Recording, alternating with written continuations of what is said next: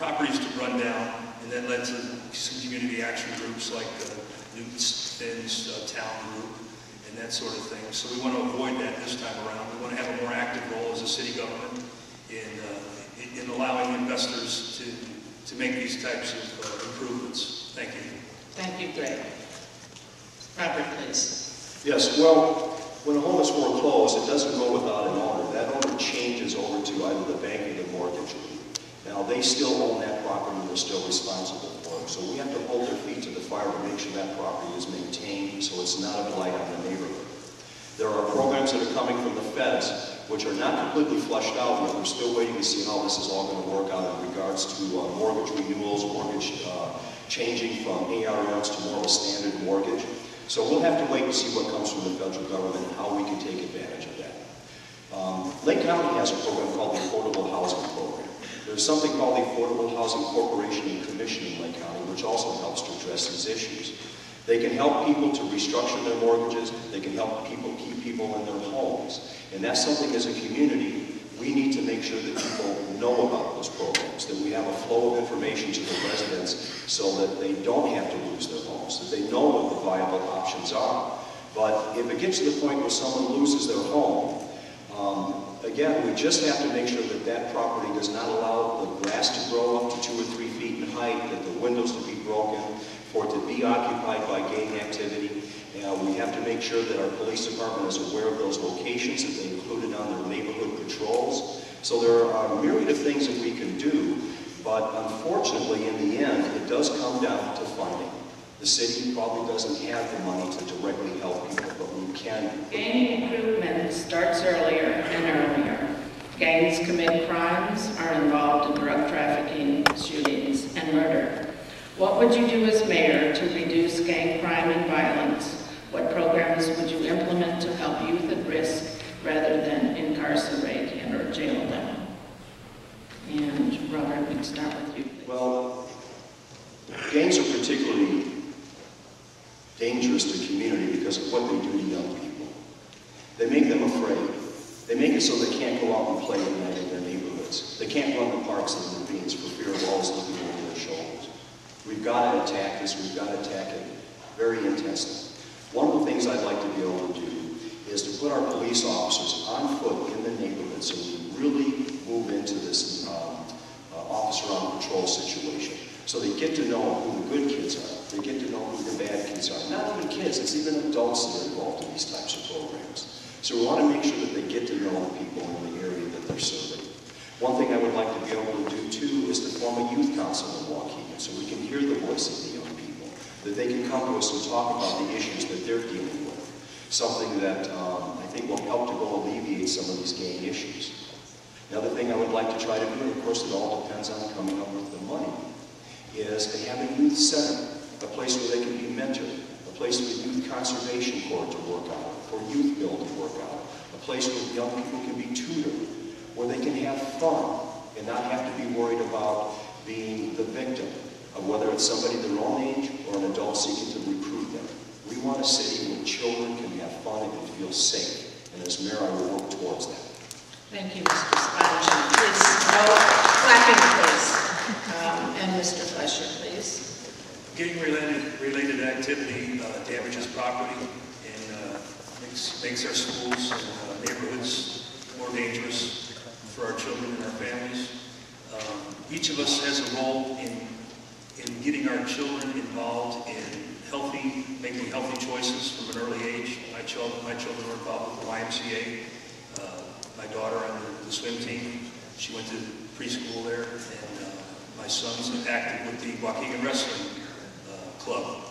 We need to all get our kids and our own families and in our communities active in other healthier clubs and facilities like the YMCA, the children's Boys and Girls Clubs located down there on Shared Road.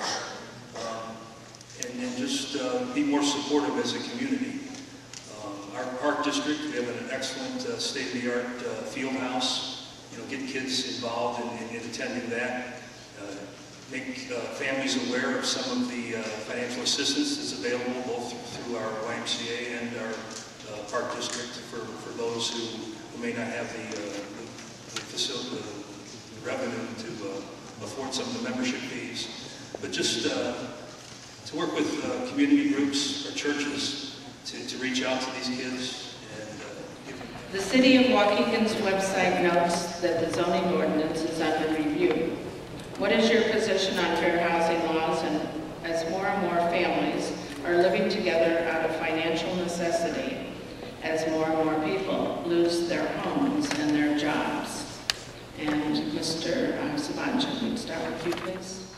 Well, one thing that the city cannot tolerate, and we will be very relentless, but we will follow all federal statutes, is an overcrowding. This is something that affects a number of things. One, it affects our schools. It's not fair to have a large number of children living in one home in a school district that then leads to overcrowding. But we have to make sure when we do deal with this, that we do it by federal guidelines.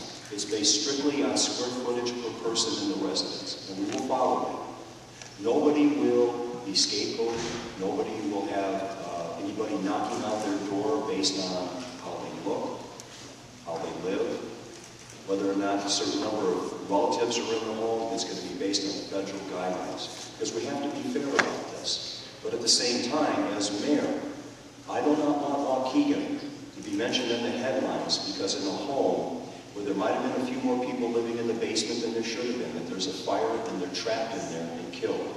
Nobody wants that. We want a safe, healthy community. Overcrowding in homes does not lead to that. It's bad for the neighbors. It's unfair to the neighbors. Now, what can we do to alleviate it? I think that goes back to the housing issue question that we brought up before. We have to make sure that people understand what their options are in housing, how they can obtain fair housing, how they can find an apartment that they can afford. And again, that's a flow of information from city government that has to go out to our populace so that when they are out of options, they know where they can go to find them. Thank you, Robert. Mr. Fleischer, please. Preventing overcrowding in homes is, as Bob mentioned, a safety issue, and it's something that as a city we're going to be very involved with. But there's a way to do it in a hostile manner. There's a way to beat on doors and to come at it with a fist. There's a way to do it with an open hand and be a little more of a partnership with some of the people in our community who obviously are probably struggling, and finding ways to give them alternatives and affordable alternatives as opposed to having multiple families living together. It is a safety issue,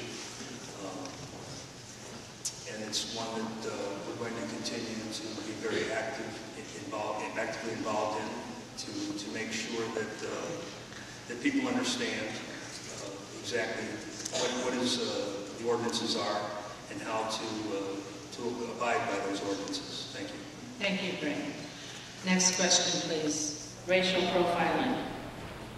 Data recently analyzed by Northwestern University's Center for Public Safety shows that police forces throughout Illinois could be engaged in racial profiling or discrimination when searching cars during traffic stops. Do you support the pending bill to continue the collection of data regarding gender, race, ethnicity? Why or why not? On a local level, what can the police department do to assure that racial profiling does not occur in Waukegan? And Mr. Sure, racial profiling does not occur is an ongoing concern. There needs to be citizens groups that are involved with the police department who are working with them, and when these concerns arise, to make sure that those are voiced to the police department and that they're not allowed to fester. It seems that that's usually whenever there's been an explosion of these types, it's when there hasn't been a response to an incident of this. And that's something that, as a mayor, can encourage more citizen participation in evaluating how the police are doing, and also working with the superintendents and the administrators within the police department to make sure that they're aware of the needs of the community. Thank you. Thank you, Greg. Robert, please. Yes. Well, very simply, as mayor, you're somewhat similar to what the president